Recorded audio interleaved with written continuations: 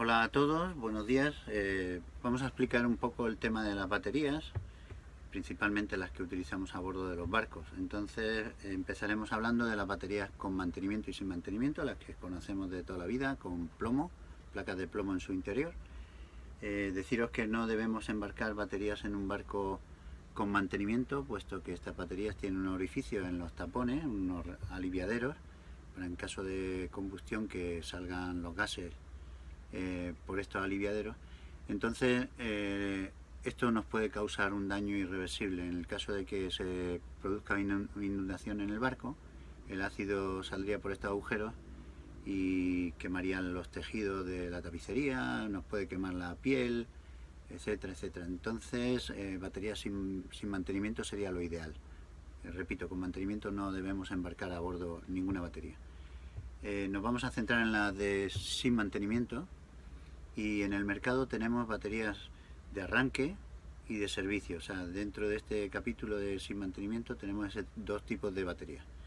Las de arranque son de uso exclusivo para arrancar un motor, y las de servicio son de uso exclusivo para el mantenimiento de los equipos de electrónica o la radio, la nevera, la luminaria de a bordo, y están configuradas de distinta manera. Es decir, que las de arranque son específicas para entregar mucha potencia en muy corto tiempo sin sufrir daño, y las de servicio son baterías para entregar una tensión, o sea, un amperaje más bajo y de forma continuada en el tiempo sin sufrir daño.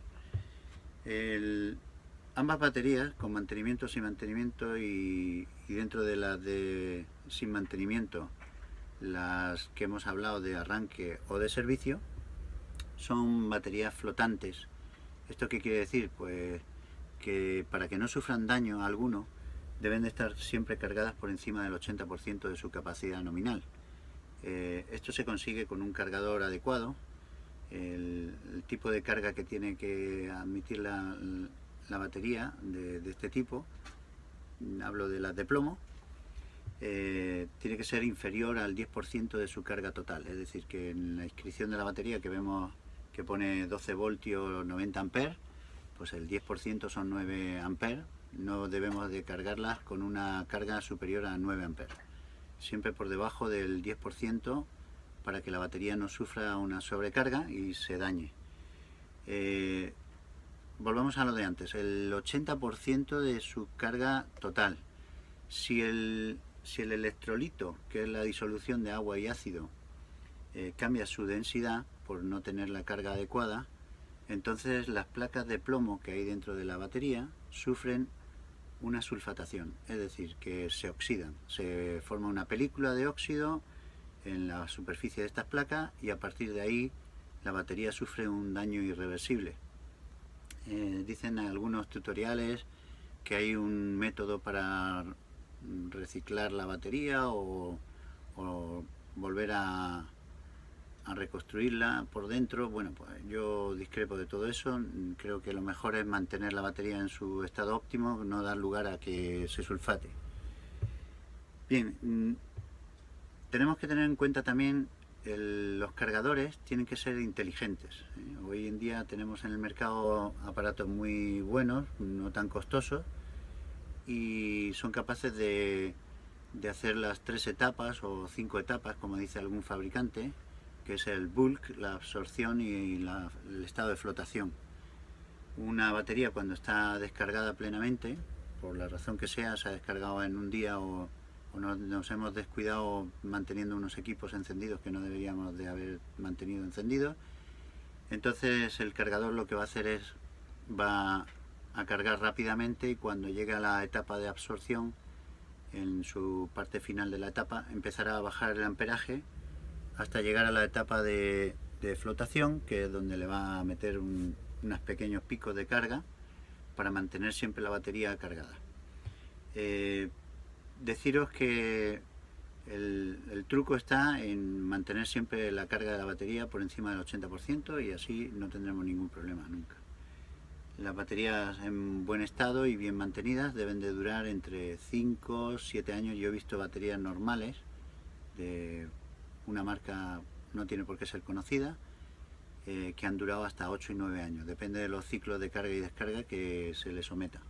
Pero en un velero que no se somete a muchos ciclos de carga y descarga, si está bien mantenida debe de durar entre 8 y 9 años. Una batería normal. Ahora vamos a hablar de las baterías AGM. Las baterías AGM son baterías que en 1987 la aviación americana, pues en un laboratorio, a saber, unas ciertas personas, pues idearon poner unas placas de fibra de vidrio entre las placas de plomo. O sea, en la misma batería que estábamos hablando anteriormente, pues tiene una disposición que entre las placas de plomo tiene esta fibra de vidrio, este tejido, que hace de compresa, y lo que hace es retener el electrolito alojado dentro de esta compresa sin que pueda derramarse. Esto permitió que la batería se pudiera poner de canto, de lado, boca abajo, sin que no pasara nada. Es decir, que la batería seguía pudiendo recibir la carga y pudiendo administrar electricidad.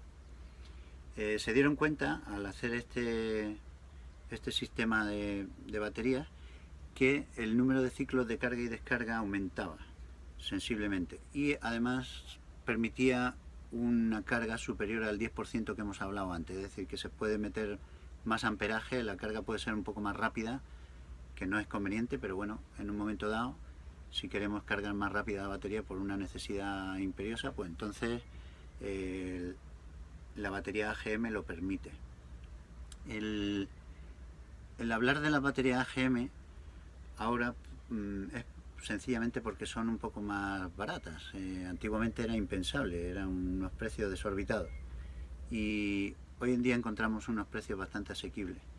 Estas baterías además duran más en el tiempo, o sea que la inversión que hacemos de dinero a la hora de comprar una AGM puede ser beneficioso, porque pueden durar 10 años, incluso 12 si las cuidamos y las tratamos bien. Es importante que sepáis que el cargador no es el mismo para baterías convencionales, las de plomo y ácido que hemos hablado anteriormente. No tiene nada que ver el sistema de carga con el sistema de carga de AGM. O sea que tendríamos que comprar un cargador específico para AGM o un cargador multimodal, que también los hay. En la casa CTEC, por ejemplo, tiene un botón de mode para que tú puedas cargar una batería de moto, de coche o una batería AGM. Pulsando el botón vas cambiando en los distintos LED que te va indicando el tipo de carga que se va a suministrar, pues puedes poner la opción AGM. El comprar AGM es porque, bueno, tú quieres una seguridad o fiabilidad en el barco. Yo lo veo más conveniente. Y también podemos hablar del tipo de baterías de arranque. Veremos una inscripción que pone CCA.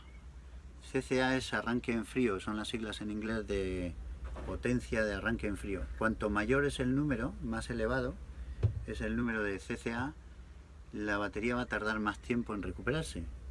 Entonces tenemos que mirar las especificaciones técnicas del motor a la que queremos acoplar una batería de arranque, por ejemplo AGM, y ver qué CCA mínimo te pide el fabricante para que tenga un cierto margen. Es decir, que si un determinado motor de arranque, para arrancar un motor diésel, te pide que el CCA mínimo sea de 750, pues tienes que respetar ese valor. Puedes comprar de 800, de 1000, pero mínimo lo que dice el fabricante. Y ya está. Esto también hablar un poco de los separadores. Cuando tenemos un parque de baterías con varias baterías a la vez, una de arranque y otras de servicio, debemos de tener lo que llaman vulgarmente los separadores. Son unos diodos que hacen posible que no se comuniquen las baterías entre sí. Es decir, que una batería que esté en malas condiciones descargada y otra que esté en paralelo con ella, pues que no, la carga de la buena no se vaya hacia la mala. También tenemos que tener unos machetes de corte. Los machetes de corte son unos dispositivos para interrumpir la corriente en los distintos lados de la batería, es decir, tanto en el lado positivo como en el negativo. Cuando nos vayamos del barco, es importante que cortemos los machetes de corte tanto por el lado negativo como en el lado positivo, así no tendremos ninguna fuga tampoco tendremos la posibilidad de que se incendie algo, algún circuito. Las baterías, si están bien instaladas, y el cargador si está bien instalado, independientemente de que los machetes de corte estén en out, o sea, fuera de servicio, la batería tiene que cargar normalmente. Los cargadores, si son inteligentes y son de una buena calidad, tienen su protección para que en caso de que hubiera alguna anomalía en el circuito de carga, pues desconecten automáticamente. Más cosas. Podríamos hablar de las baterías de gel. Bueno, no es conveniente utilizar baterías de gel en un barco, no es necesario, y además estas baterías son específicas para autocaravanas, por ejemplo, porque el gel es inocuo y no puede dañar a las personas. Entonces, cuando estamos en un camping y estamos conectados a la torreta de electricidad para cargar las baterías, en caso de que hubiera algún incidente con la carga, en las baterías de gel no va a sufrir ningún daño las personas. Repito, si el sistema de carga falla o falla algo, hemos visto en las especificaciones que lo más importante de las baterías de gel es que no daña a las personas. También deciros que el sistema de carga de baterías de gel es distinto y las baterías de gel no son óptimas para arrancar un motor. Bueno, creo que eso es todo. Luego veremos un capítulo que voy a grabar a continuación sobre el manejo del polímetro. Espero que os haya servido de algo. Muchas gracias y chao.